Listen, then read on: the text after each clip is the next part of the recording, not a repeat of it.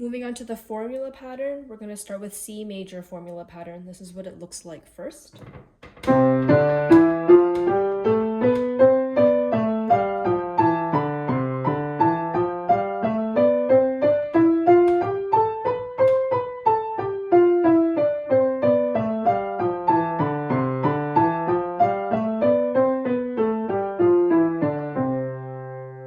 So how it works is that both hands are moving in the same direction for one octave. The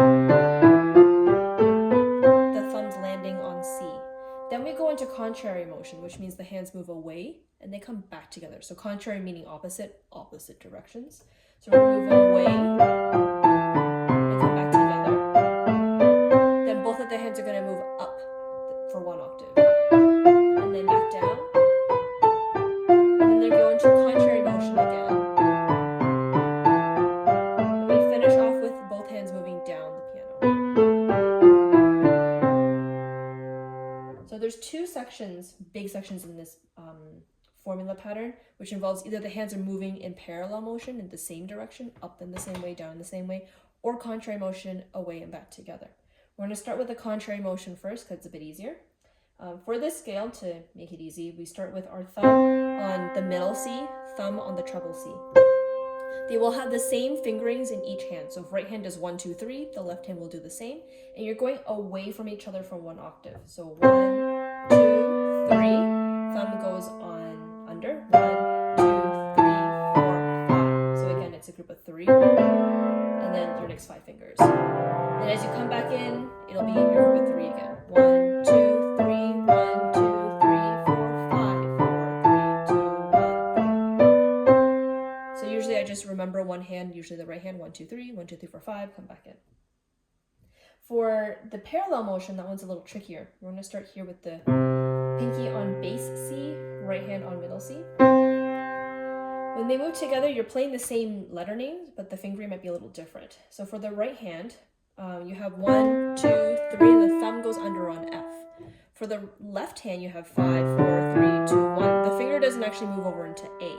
So we do this. When the right hand gets to its third finger, you're going to use your thumb. The left hand continues. Left hand has ran out of fingers, it's on its thumb, so it's going to flip over and do finger 3. And then you land with your thumbs on C so that you can do your contrary motion. So here it is again.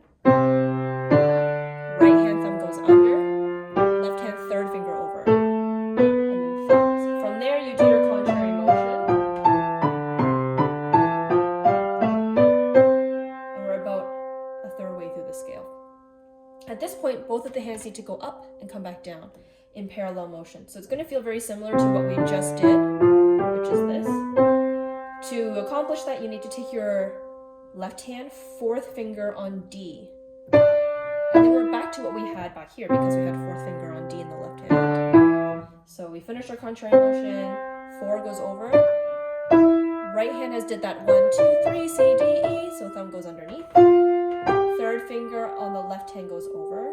And we end with the pinky at the very top on that C. Coming down, it's going to be the reverse finger pattern. So 5 in the right hand, thumb in the left hand. Once the left hand gets to finger 3, you're putting your thumb under onto G. The right hand has run out of fingers, so third finger is going to go over onto E, meeting with thumbs on C. So here it is again at the very top. Left hand thumb goes to G. Right hand third finger over. Meet with your thumbs. And then we do our contrary motion. And we're at the very last leg of the journey. Both hands need to go down 1 octave. So to accomplish that, right hand is going to go over with fourth finger on B. Left hand is on its third finger, so thumb's going to go under onto G.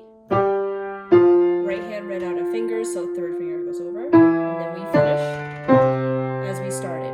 Pinky on the C, thumb on the middle C. Here it is again. So we finish the contrary motion. We'll land with the thumbs here. Right hand, fourth finger over. Thumb under in the left hand. 3 goes over. So in summary of that, we start off on bass C, middle C, parallel motion going up. Right hand goes under, left hand goes over. Land on the C's, G,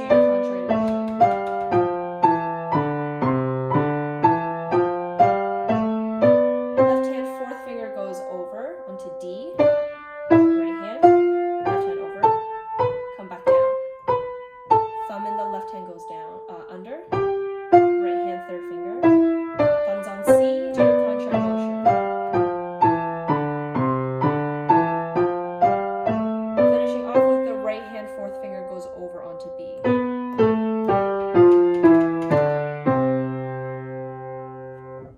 The G major formula pattern is exactly the same fingers, same motion of the hands. We're just using a slightly different part of the keyboard. And as we know, G major has the notes G, A, B, C, D, E, F sharp, and then back to G. Here's what it looks like all together.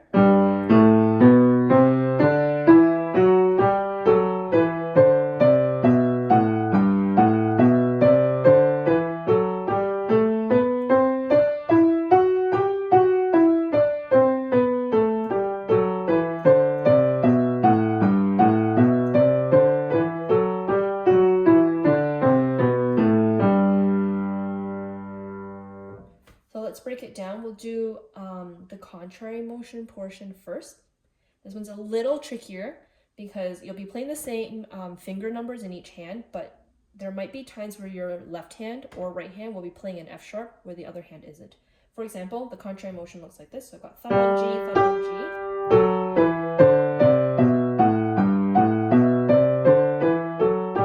The finger pattern is still the same. 1, 2, 3, 1, 2, 3, 4, 5, 4, 3, 2, 1, 3, 2, 1. It just so happens that when you're moving away, the right hand second finger will be on an A, it'll be on a white key, but the left hand has the F sharp. Sorry.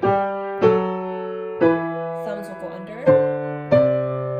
You have a fourth finger F sharp, but a fourth finger A in the left hand. So black key in the right hand, white key in the left. And on finger 5 and come back together. 3 is going to go over, and then left hand has that black key. One more time.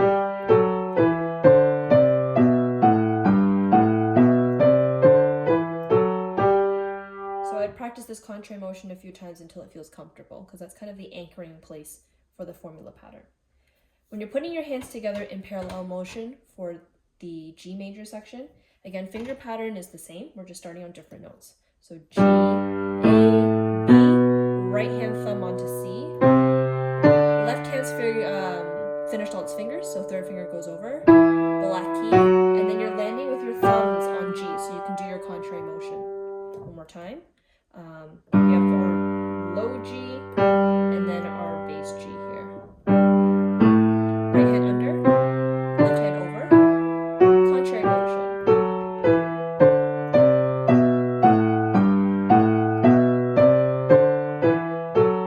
Thumbs on those Gs. So at this point, both hands need to go up the scale and then come back down. So to do that, left hand needs to flip over onto A with its fourth finger. And then it'll be exactly as you did at the bottom here. So 4, right hand goes under with the thumb on C, third finger over onto E. Come back down. Left hand 1, 2, 3 is going to go with thumb on D. Right hand ran out of fingers, so 3 over, and then back to thumbs on G. Here it is again. So fourth finger over for the left hand, right hand under.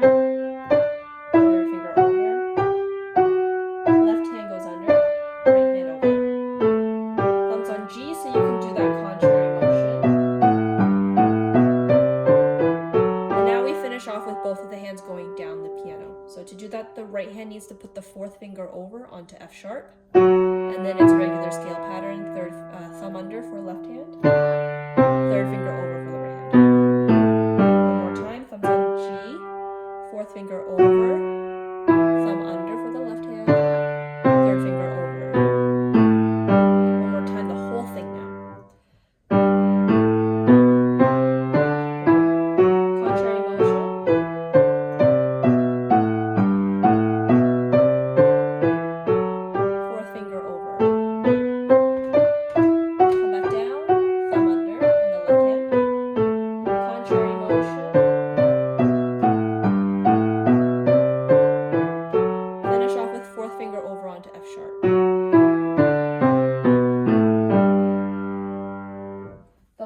Special scales is the chromatic scale. And what a chromatic scale means is that you're basically using all the keys on the keyboard.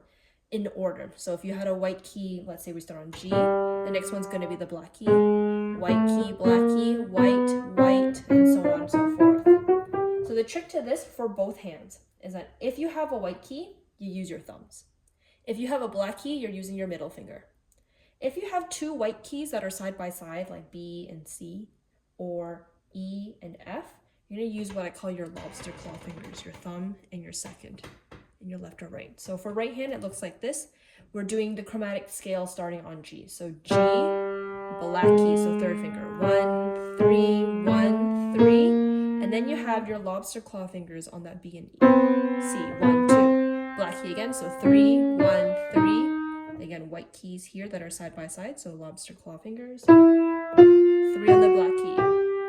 And then those lobster claw fingers again. 2, 1. 2, 1. A good way to practice this is to break it up, but anytime you have these two white keys side by side, smush them with 1s and 2s. It keeps you from doing anything weird like a 2, 1, because that means you'll be playing upside down. So 1s and 2s. The same numerical order, nothing weird like this. 1s and 2, lobster claw hands. So all together. 1, 2, 3. 1, 2, 3. 2, 1. 2, 1. Same thing for left hand. It's 1, 3, 1, 3. Lobster claw fingers on C and B, or B and C. Like that, to make sure it's in the right order, it's not flipped. 3, 1, 3, lobster claw fingers, 1s and 2s. G, F sharp, and then 1s and 2s. Lobster claw fingers. All together.